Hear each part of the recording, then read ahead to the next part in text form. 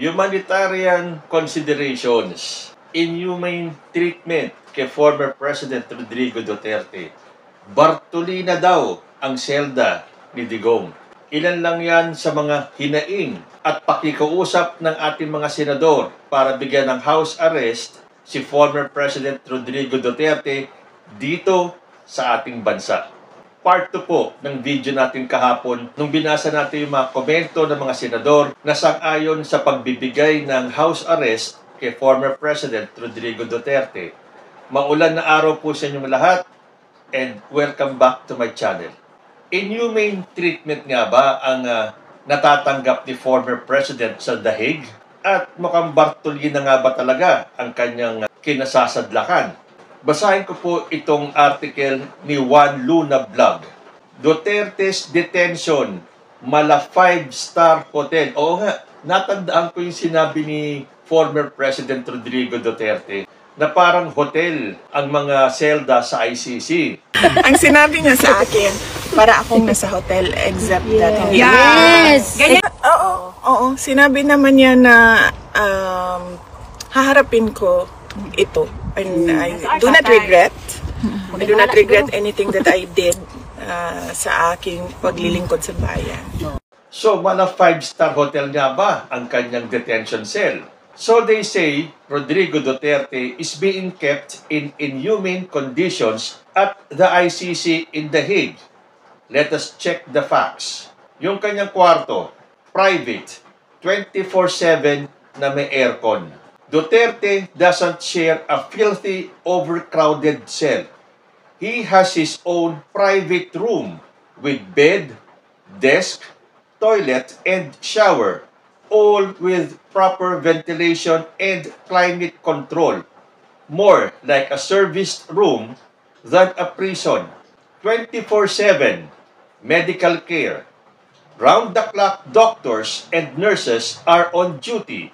If he needs advanced treatment, he is sent to a modern Dutch hospital.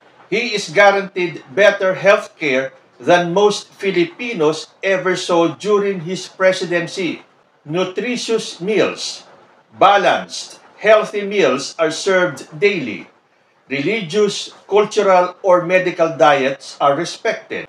If he is picky, he can even cook his own food in the unit kitchen or order ingredients from the shop. Oy, meron pang gym and fitness trainer.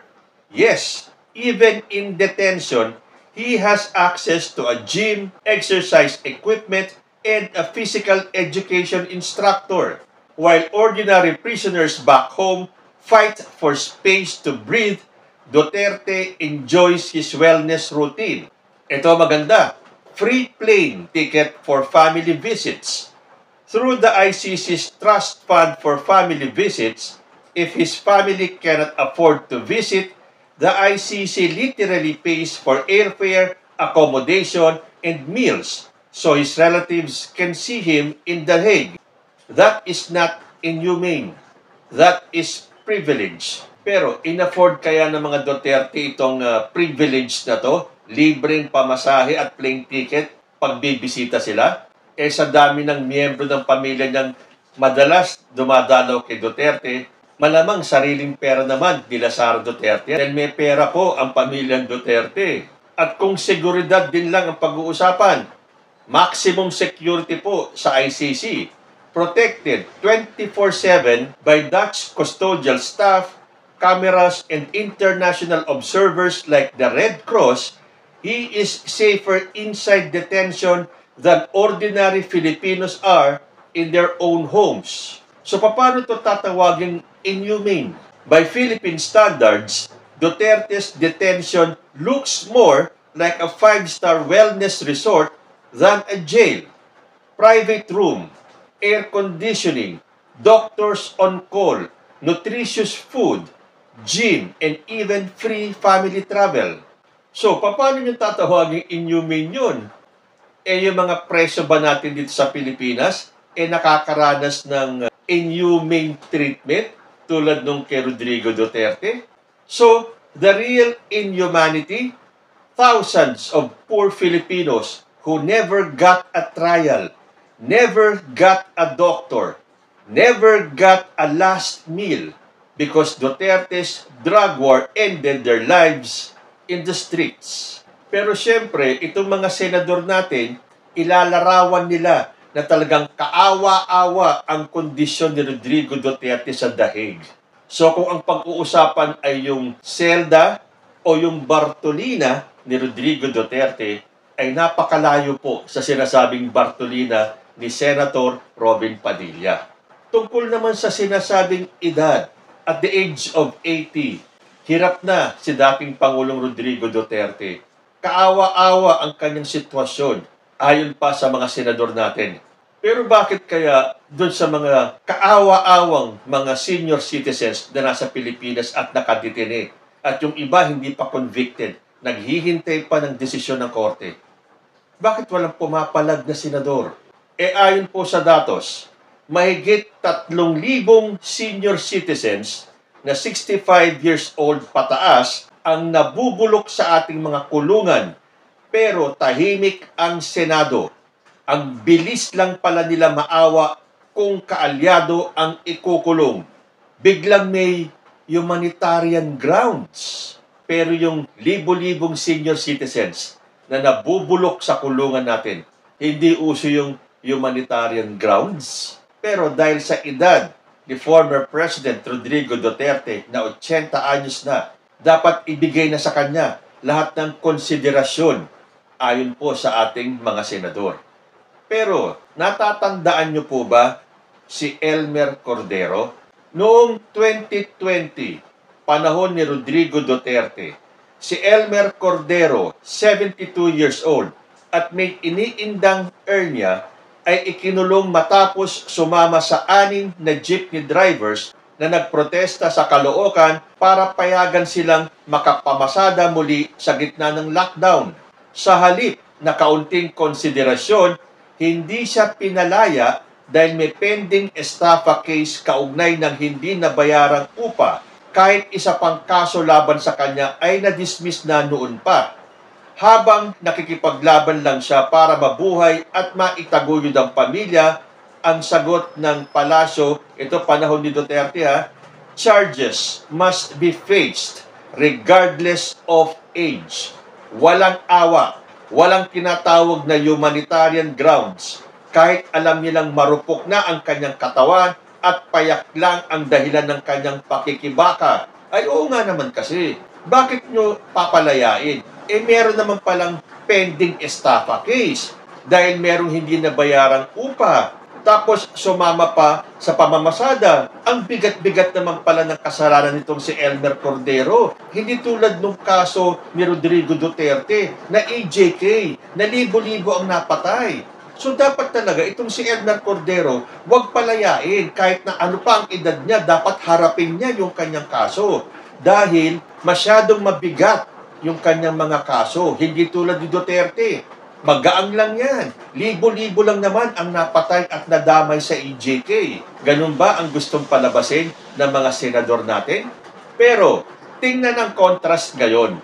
Si Rodrigo Duterte, dating Pangulo at may kinakaharap na mas mabigat na kaso sa International Criminal Court, crimes against humanity dahil sa libo-libong EJK, ay mismong ipinaglalaban ng Senado na bigyan ng house arrest para raw sa humanitarian considerations. Si Elmer Cordero, isang pobreng tsuper, matanda at may sakit, walang humanitarian considerations at kinulong. Si Duterte, makapangyarihan, pinoprotektahan at ginagawan pa ng espesyal na resolusyon para sa kanyang ginhawa. Ito ang malinaw na larawan ng hustisya sa bansa. Ang mahirap na lolo, walang awa. Ang makapangyarihang lider, sobra ang awa.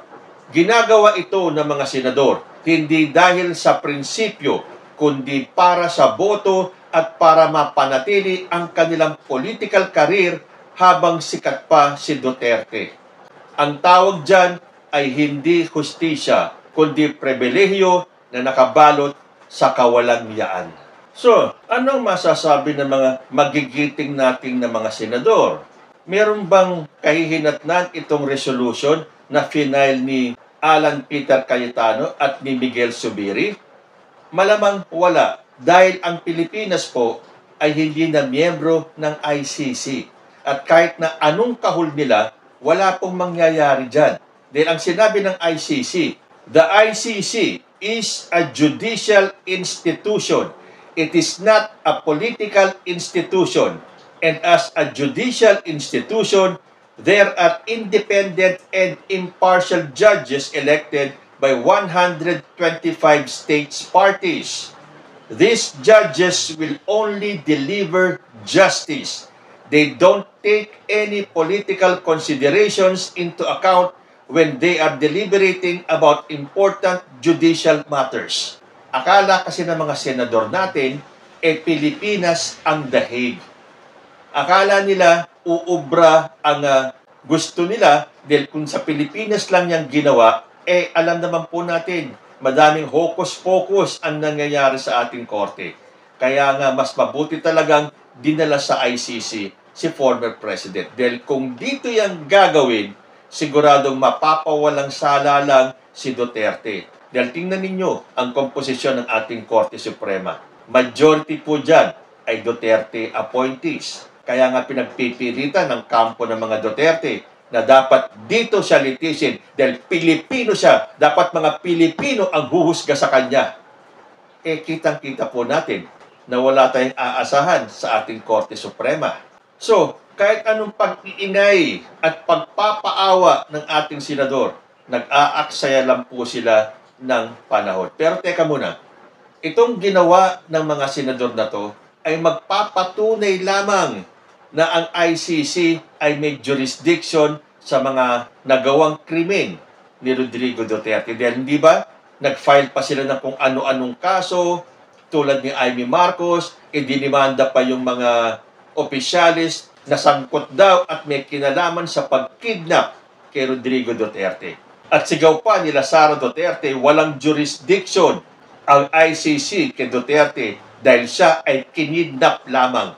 So itong ginawang resolusyon ng Senado ay tila pagtanggap sa katotohanan na may jurisdiction ang ICC kay Rodrigo Duterte.